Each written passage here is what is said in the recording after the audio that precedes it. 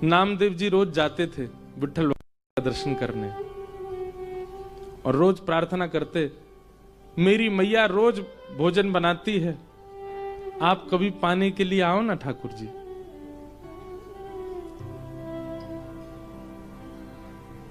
रोज नामदेव जी की एक ही प्रार्थना सुन के ठाकुर जी बोले, हे नामा, अब तू कहता है रोज मेरे घर प्रसाद पाने आओ, यहां दर्शन कौन देगा फिर? एक काम हो सकता है, बोले क्या?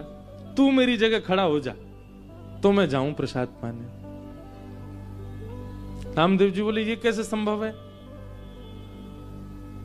बोले तू आना, मैं श्रृंगार करूंगा तेरा, बिल्कुल पंडरीनाथ बना दूंगा और फिर मैं जाऊंगा तेरे घर प्रसाद पाने। नामदेव जी बोले, कोई बात नहीं, मैं वंचित रहूंगा, मेरी मां तो प्रसन्न हो जाएगी। नामदेव जी पंडरीनाथ भगवान की जगह खड़े हो गए। अब भगवान सामने खड़े होकर बता रहे, ऐसे खड़े हो। नामदेव जी ऐसे खड़े हो गए। नेत्र बंद कर लो, बोले कर लिए। ठाकुर जी ने स्पर्श करके बिल्कुल श्याम वर्ण के जैसे ठाकुर जी वैसे बना दिया। अब ठाकुर जी बोले, अब तुम पंडरीनाथ हो गए हो? बोले जी। अब याद रखना 3:30 बजे सुबह काकड़ा आरती होगी, मंगला आरती, और काकड़ा आरती में ये पुजारी लोग बिल्कुल विचार नहीं करेंगे, ठंडे जल से नवाएंगे, ठिठरना नहीं। उसके बाद तुमको दूध से नवाएंगे, ठिठरना नहीं। नामदेव जी बोले, मुझे नहीं बनना पंडरीनाथ। बोले नहीं, अब तो तू खड़ा ही रहे यहीं पे, अब तेरे को भी तो पता चले मुझे क्या अनुभव होता है। और काकड़ा आरती में नियम होता है कि ठाकुर जी श्री पंडरीनाथ भगवान के मुंह पे मक्खन ऐसे रख देते हैं, मक्खन ऐसे चिपका देते हैं पूरा, और फिर उसके बाद आरती करते हैं ठाकुर जी की। कभी जाओ पंढरपुर दर्शन करना मंगला का, काकड़ा आरती बहुत सुंदर होती है। तो ऐसे मक्खन रख देंगे, मन तो होगा तेरा खाने का पर चाटना नहीं। अगर नेक भी मक्खन खत्म हुआ तो पुजारी बहुत मारेंगे। मैं कुछ नहीं करता, मैं केवल चुपचाप खड़ा रहता हूं। उसके बाद तुम्हारा श्रृंगार होगा, और श्रृंगार के बाद फिर द्वार खोल दिए जाएंगे, सब भक्त आके चरणों में प्रणाम करेंगे, और कुछ भी मांगे देना नहीं, सुन लेना। विधि का विधान, कर्म का विधान सब उनको योग्यता दे देगा। तुम सब पर दया करके कुछ भी मत दे देना, नहीं तो लोग कुछ भी मांग लेंगे। अब खड़े रहो, मैं जा रहा हूं। और अर्धरात्रि में श्री पंडरीनाथ भगवान नामदेव जी के घर गए।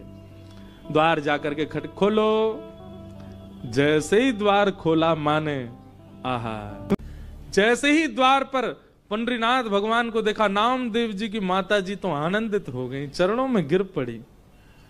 ठाकुर जी बोले, मैया जल्दी पवाओ, भूख लगी मुझे। ये पुजारी लोग एक ही चीज खवा, पूरन पोली खवाते रहते हैं मुझको रोज, मेरा मन भर गया, आप कुछ और पवाओ। नामदेव जी की माता जी ने सुंदर प्रसाद। नामा कहां चला गया, अभी तक आया नहीं, इतनी देर का गया है। ठाकुर जी बोले, अभी अभी मिलवाने ले चलूंगा नामदेव से, उससे पहले प्रसाद पा लो। ठाकुर जी ने प्रसाद पाया। प्रसाद पा करके महाराज मैया से बोले, कारी सौल लेके आओ, एक कारी कमली लेके आओ। मैया बोली, क्यों? बोले, कोई पहचान जाएगा मुझे, ढक के चलूंगा। और एक कारी सौल ठाकुर जी ने ऐसे सिर के ऊपर के ओढ़ी, केवल नेत्र दिख रहे हैं, बाकी पूरे ठाकुर जी ढक गए। और मैया से बोले, चलो मेरे संग। कहां? मंगला आरती हो रही है पंडरीनाथ भगवान की, और ठाकुर जी लाइन में खड़े हैं, जहां कतार में वैष्णव खड़े होते हैं, वहां नामदेव जी की मैया के साथ खड़े। नामदेव जी की मैया बोली, आप तो यहां खड़े हो, आरती किसकी हो रही है? बोले, नामदेव खड़ा है मेरी ओर, मेरी जगह नामदेव खड़ा, आज उसकी आरती होगी और मैं उसका दर्शन करूंगा। जैसे ही भीतर पहुंचे, श्री नामदेव जी की आरती चल रही है, पंडरीनाथ बन के खड़े हैं, और दूर दर्शनार्थियों में खड़े श्री पंडरीनाथ जी बलैया ले रहे हैं। आहा, मेरा नामा कितना प्यारा लग रहा है, कितना सुंदर लग रहा है मेरा नाम। जैसे ही ठाकुर जी पहुंचे गर्भगृह में, तो नामदेव जी ने नेत्र खोल के ठाकुर जी को देखा। अब नामदेव जी घबराए, बोले, ये कहीं मुझे प्रणाम ना कर लें।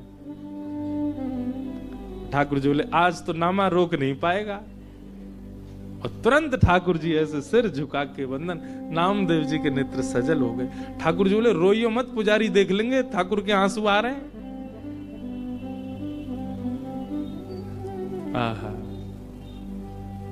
आज भी पंढरपुर में 365 दिन में एक दिन आता है, उस दिन आज भी यही भाव रखा जाता है कि श्री पंडरीनाथ भगवान नहीं, आज नामदेव जी खड़े हैं।